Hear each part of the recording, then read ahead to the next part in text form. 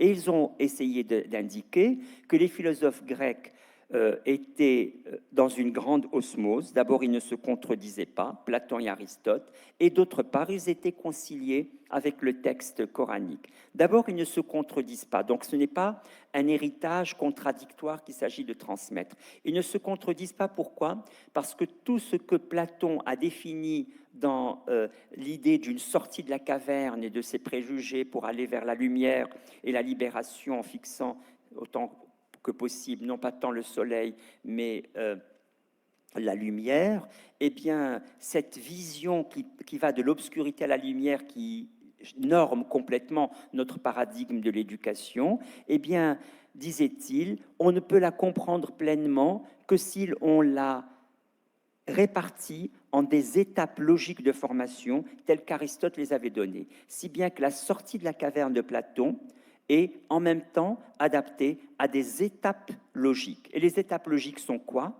La conception, at-tasawwur, le jugement, at-tasdiq, le raisonnement, al-qiyas, et le raisonnement démonstratif, al-qiyas al-burhani, qui est le plus haut dans la chaîne du savoir.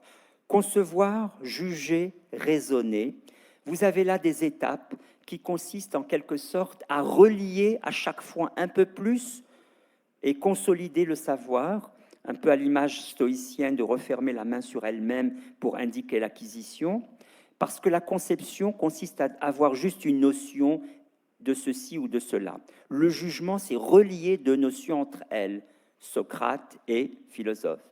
Pas simplement la conception de Socrate, la conception de la philosophie. Et puis le raisonnement, c'est véritablement relier deux propositions à une troisième.